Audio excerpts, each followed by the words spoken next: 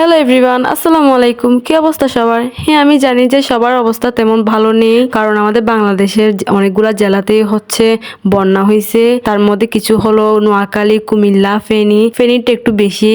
আমাদের দেশের মানুষই যখন কষ্টে আছে তখন আমরাই তো যাব তাদের পাশে, তাই না? তো তাই আমরা হচ্ছে এই দিনে ওইগুলা প্ল্যান করতেছিলাম যে আমরা কোথায় যাব, কি করব। তো তাই আমাদের গ্রুপের কিছু মেম্বার হচ্ছে মিট করলাম, এরপর কিছু টুকটাক কাজ সেরে এরপর হচ্ছে আমরা লাঞ্চ করতে চলে গেলাম। ওইখানে হচ্ছে প্ল্যান করা হচ্ছিল যে আমরা কি করব, কোথায় যাব, কেমনে কি, ওইগুলো আর কি। আলহামদুলিল্লাহ আমাদের এখানকার মানুষ আমরা সবাই হচ্ছে সুস্থ আছি, ভালো আছি।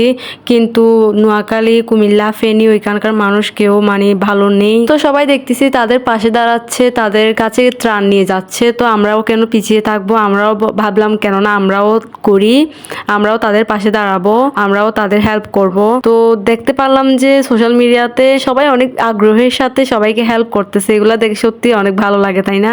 দেখলাম যে ছোট ছোট বাচ্চারা সব পিছিয়ে নেই, তারা তাদের সাইকেল কেনার জন্য জমানো টাকা, হজ করার জন্য জমানো টাকা, খেলনা কেনার জন্য জমানো টাকা সবকিছুই তারা হচ্ছে দিয়ে দিচ্ছে। সত্যি এগুলো খুবই কি বলবো। তাই এখন আমরাও বন্যার্ত মানুষদের পাশে দাঁড়ানোর মিশনে লেগে পড়লাম। তো আমাদের একার পক্ষে তো এগুলো সম্ভব নয়, তাই আমরা হচ্ছে কিছু স্কুলে গিয়ে ডোনেশন নিচ্ছিলাম। ডোনেশন নিতে গিয়ে দেখলাম যে তারা বন্যার্ত মানুষদের পাশে দাঁড়ানোর জন্য খুবই আগ্রহী। তারা তাদের টিফিনের টাকা না খেয়ে দিয়ে দিচ্ছে। স্টুডেন্টদের পাশাপাশি সব টিচাররাও ডোনেশন দিচ্ছিল।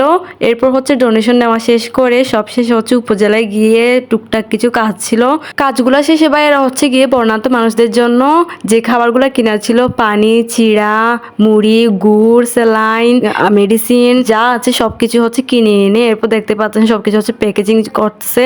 তারা খুবই হার্ড ওয়ার্ক করছিল ওই দিন রাত্রে। তারা হচ্ছে রাত মেবি 3টা পর্যন্ত কাজ করছিল। তখন হচ্ছে আমরা ওইখানে ছিলাম না, কারণ রাতের কথা বুঝতেই পারতেছেন, বাসার মেয়েরা বাহিরে থাকতে পারবে না। তো দেখতে পাচ্ছেন তারা অনেক বেশি কাজ করতেছে। আর হ্যাঁ, তখন ওয়ামি আফুর বাসা হচ্ছে কাছেই ছিল, তাই ওয়ামি আফু ওইখানে ছিল।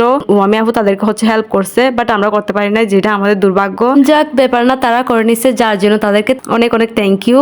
আর এই ভিডিওগুলো হচ্ছে অবশ্যই আমরা করি না, এগুলো হচ্ছে কালেক্ট করে নিতে হয়েছে বাইরের থেকে। আর দেখতেই পাচ্ছেন তারা হচ্ছে ফেনী অলরেডি পৌঁছে গেছে। এটা হচ্ছে এর পরের দিন সকাল 7টার দিকে তারা হচ্ছে চলে গেছিল।